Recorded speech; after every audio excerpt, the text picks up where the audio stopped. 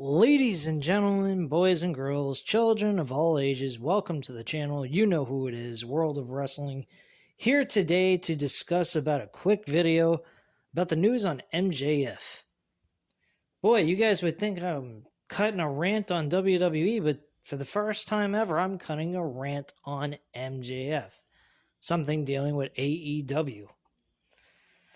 I gotta say, guys, I'm very upset with MJF. I don't know what's going on with the dude. I hope it's family issues more than anything else, even though I wish it wasn't family issues if that was the case, because it definitely would make a lot more sense for him to do what he's doing now by not showing up for AEW Double or Nothing because of a family issue.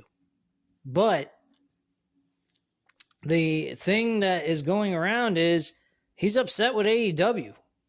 I don't understand why, outside of money. And I listened to the podcast of JD's Off the Script today, and I gotta say that if it ain't about money, and it's about ego, which is what his top thing he said in his video today, how is this doing anything for his ego? It's not really helping his case with Tony Khan to give him more money so that he'll be above the guys that he brought in from WWE. I really don't get this. This is a very, very strange situation. It feels a little like Chris Benoit back in 2007. I don't believe we're going to, have a news story break out later on that he killed his entire family, which I hope that wouldn't be the case. But there is something going on here that is very odd and very strange. So I really don't know what to say, except if it's not a family issue, he's being very unprofessional. Now, someone else might come on here and say, well, Sasha Banks and Naomi was unprofessional. No, they weren't. The reason why I say MJF was unprofessional, unlike Sasha Banks and Naomi weren't unprofessional, is because of the fact that Sasha Banks and Naomi creatively was being booked incorrectly. MJF is being booked the right way. He is a major star on this promotion, or in this promotion, I should say. He has a lot to offer. He's very young, and he is soon to be the next world champion based on the way storyline progression goes. So why he would want to leave and jeopardize all that and burn a bridge with AEW is beyond me. I don't quite understand it whatsoever. From what I heard from the information from the articles I checked out last night when I saw this, Joe Cronin, who I actually once in a while watch his videos, he actually posted that, and I got a notification from his channel about that video. And I'm like, MJF possibly leaving AEW? What? So I looked this up last night and I'm going, what in the fuck? He didn't show up for the Fan Fest meet and greet thing, and he was caught in the casinos gambling. Well, I mean, technically, in that situation, you could definitely play off of the idea of him just playing a heel role, and he's trying to take it to the max with this and not caring about the fans. But then to not show up and he gets a ticket to leave Las Vegas? Like, what in the fuck? I mean, seriously, this is bizarre.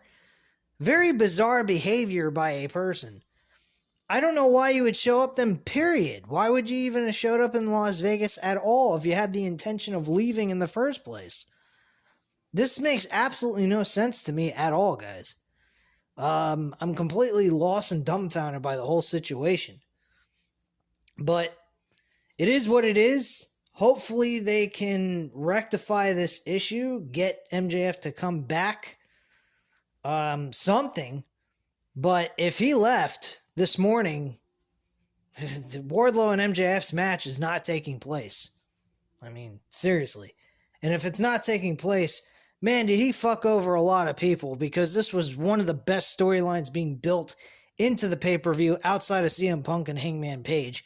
And Hangman Page and CM Punk was only a 1 month build compared to what Wardlow and MJF did. They did an excellent job. And all he's really doing, honestly, is giving Wardlow the big stiffy. Because it's like as if he don't give a crap about what him and Wardlow did together. Which is a big F you to him.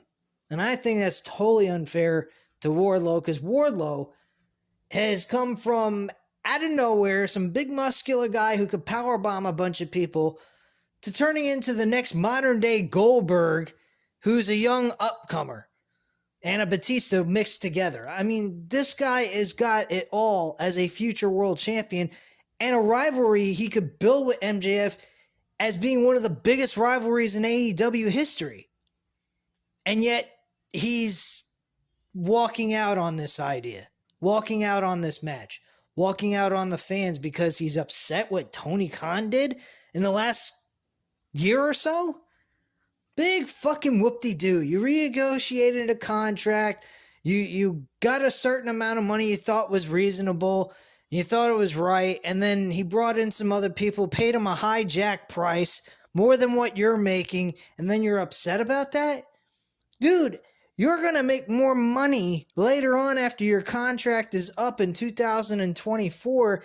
And you're going to be the front center face of AEW. If they're not putting you as front and center of their promotion, they're idiots. And for you to be doing what you're doing, MJF, this is actually all directed towards MJF. You're a bigger dummy than they are. Because honestly, they see what they have, and yet you're going ahead and crying like a little baby because a couple of talents that came from NXT/WWE come over to AEW, and they happen to get paid more than you after your contract was negotiated and you finalized it. So at the end of the day, you're still going to be able to make that money in the near future. Well, it's going to be about a year and a half or so, but still, you're going to make that money in the future. So why in the world is MJF going out of his way to screw himself out of a higher paycheck than what these guys are getting paid now, from the Adam Coles to the Keith Lees, the Isaiah Swerve Scotts, well, now Swerve Strickland, and all these other newcomers that came from NXT over to AEW to have a better chance at being able to use their art and be happy doing their job. And you're going to get all upset and bent out of shape over that? This isn't... I'm starting to believe this is not a character MJF is portraying. I think this is who MJF really is. I think what we see on TV is who MJF really is. I think he's an egotistical fucking dickwad. He's worse than Cody Rhodes. Cody Rhodes at least had enough respect to show up at the shows while he was still there and having negotiation contract issues. This guy ain't even showing up to a fucking pay-per-view event that people paid a lot of money for to go see him perform and enjoy his stuff, even though he plays a prick. So I don't understand the logic behind this guy. This sounds very much WWE illogical way of thinking. He's better off going over with Bruce Pritchard. He's good old buddies with Bruce. Well, let him go have Bruce. Let him suck on Bruce's balls, and Bruce Pritchard can suck on Vince McMahon's balls. They'll have a freaking threesome gay fest. I mean, these people are a bunch of... This guy's a fucking idiot. Bottom line, this guy is a full-blown moron. I don't understand what he is trying to prove by doing this to his own boss. I mean, I would agree if Sasha Banks and Naomi were booked correctly and they did what they did, and I would say, yes, they're unprofessional. But they were treated completely different the way this guy is being treated. This guy's being treated with nothing but respect. He's given the best roles, he's given the best storylines known to man, and yet the guy is refusing to perform at a major pay-per-view that's going to go 4 hours. People are showing up on Memorial Day weekend to enjoy his work because they enjoy what he has to offer in the pro wrestling world. And instead of just doing that and being considerate to the fans that come and see him to perform, he refuses because he don't like the fact that there's other people making a little bit more money than him. He's got an ego problem. Take your ego and check it at the door, bro. Go do something constructive with your ego. Say, hey, look, you know what I did? See what I did out there? I produced the best match with Wardlow out of everybody on this card. When am I getting my increase in my pay? When my contract's up? If Tony Khan says, yeah, good. If he says no, then at that point, he shouldn't even be worried about what happens afterwards. I would walk. If I was MJF, I would walk after that. I would live out my contract, do whatever I got to do, not worry if I become world champion or not, do the best work I can possibly do, and then go to WWE and demand to be treated as number one. You want superstars? I'm it. Treat me that way, and you got yourselves a deal. That's all I would do. And this is coming from a guy who doesn't like WWE. But let's be honest. If MJF is not getting treated the proper way, and he's being professional, which at this point he's not, which you don't deserve. Personally, I don't believe he deserves anything unless it's a family matter or a family issue. I don't think he deserves any respect from anyone at this point, because this guy is going on national TV, taking shots at Tony Khan, taking shots at his own company that he works for. He's being very, he's acting like CM Punk was with WWE. Yeah, AEW is the complete opposite of what WWE is. Their creative booking is totally different. They treat the wrestlers with respect. They don't make them go out there and look like idiots. And yet this guy is making a big deal out of nothing, when at the end of the day, the man can actually make the money he's looking for right now in the future. Big deal. He hired these guys and paid them a little extra. What is the big deal? They earned it. Just like you're going to earn your money in the future when your contract's up. At the end of the day, the man's going to be the world champion. The man's going to be the face of the company, depending on if unless he continues to go down the route he's going. I mean, all of this is ridiculous, and all of this technically could be fixed. They could say it was a storyline even though it wasn't, and play off of this and have MJF come on Dynamite and say a bunch of shit to the fans and be really ruthless and mean, portraying the evil villain character that he has, and kind of turn this into a storyline if they want.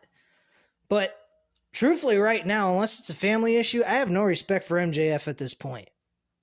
And I'm really sad I feel bad saying that, because the guy he portrays on TV is fucking awesome as a heel. He's definitely an obstacle that every face character that you cheer for, you want that person to go up against and beat him.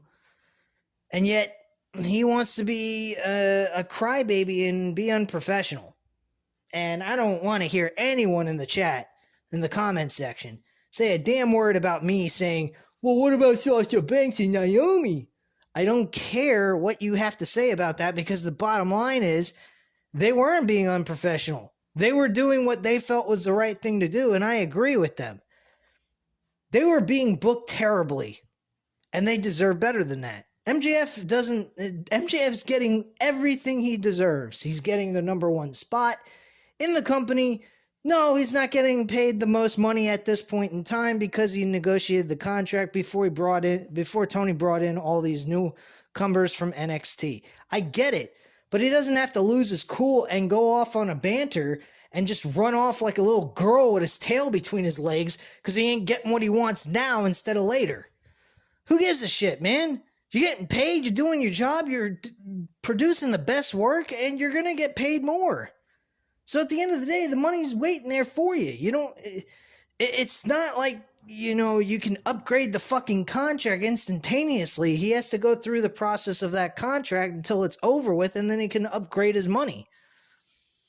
Now, I mean, there might be a thing that Tony Khan could do. I guess he could throw a bonus in there for the production he's done to give him a little bit more money added to his contract, I guess, as like commission, but based off of his merchandise sales and shit like that, but I'm pretty sure that's already in his contract because I think every wrestler gets a portion of the merchandise sales anyway. So I'm completely lost on this. Let me know what you guys think in the comments down below. Hit the like button if you like this video, and hit the subscribe button if you're not already subscribed to the channel. Appreciate your time, and I'll speak to you guys again soon live at 12:15 a.m., depending on when this damn show ends, because for all I know, we could be up until 1 o'clock in the morning watching this fucking show. So it's going to be pretty damn ridiculous, guys. But anyway, I will be live. I can't wait to chat with you guys late at night. And hopefully I won't spend too much time doing the show, because it'll be really late. And I don't want to stay up till 2 o'clock in the morning just doing a review. But if it happens, it happens. But appreciate you guys for tuning into this video, and I hope to see you guys live for the AEW Double or Nothing 2022 review. Anyway, guys, thank you for watching. Have a great night, guys. Bye.